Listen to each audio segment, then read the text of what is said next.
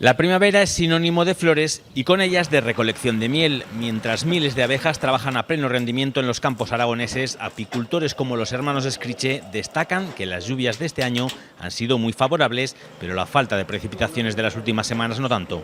Había mucha flor de tomillo, pero como tampoco había mucha agua en el suelo, la flor no tiene néctar y luego aparte que han venido estas calores y es que lo ha socarrado todo en 10 días. Aragón cuenta con más de 1.700 explotaciones, aunque solo unas 250 se dedican de manera profesional y se superan las 110.000 colmenas repartidas por las 3 provincias.